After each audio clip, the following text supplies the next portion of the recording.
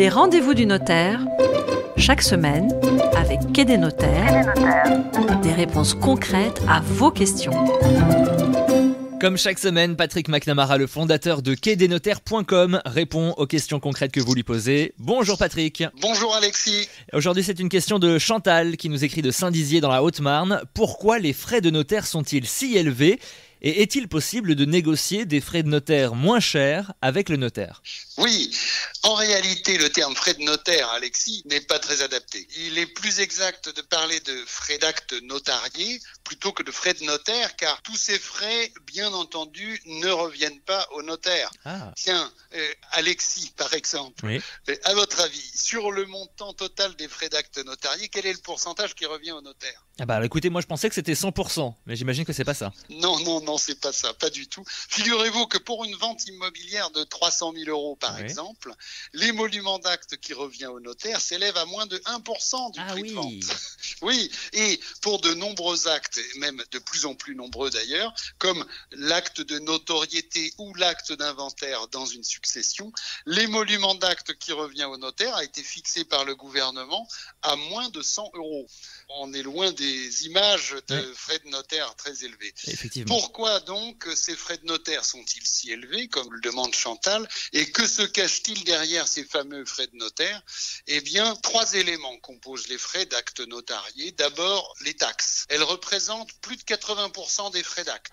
2 types de taxes sont versées à l'État. Les droits d'enregistrement, qu'on appelle également droits de mutation, qui sont proportionnels au prix de vente et que le notaire verse à l'État au moment de la publication de l'acte de vente au service des hypothèques, au service de la publicité foncière. C'est le nouveau nom du service qui gère le fichier immobilier. D'accord. Et ensuite, en plus des droits de mutation, il y a ce qu'on appelle la contribution de sécurité immobilière. Donc, un premier bloc d'abord, ce sont les taxes et ça représente plus de 80% de ces fameux frais d'acte notariés. Deuxièmement, les débours.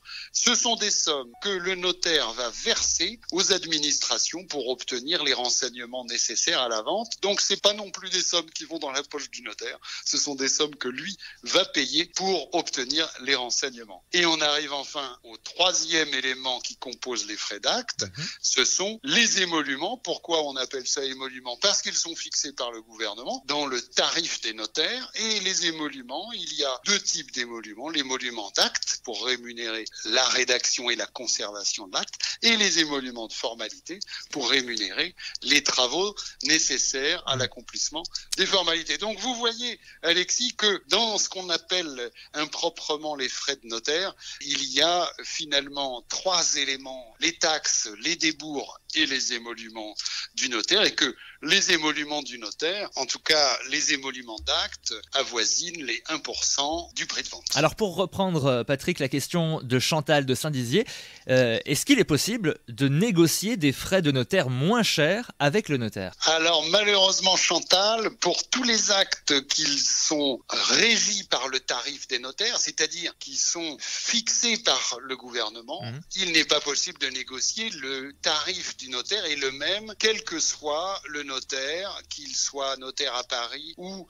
en province. C'est pareil dans toute la France. En revanche, il y a une partie des actes du notaire qui n'est pas régie par le tarif des notaires et qui sont régis par les honoraires libres. Donc le notaire, lorsqu'il fait un acte qui n'est pas soumis au tarif des notaires et qui est régi par des honoraires libres, peut effectivement librement et d'un commun accord préalable à la signature avec son client, fixer des honoraires. Et là, effectivement, vous pouvez refuser les honoraires du notaire s'ils sont excessifs. Ça concerne le droit des affaires et ça concerne les actes sous seing privé. Voilà. Comme chaque semaine, Patrick McNamara, le fondateur de quaidesnotaires.com, répond aux questions que vous lui posez sur la page quaidesnotaires.com/les rendez-vous du notaire.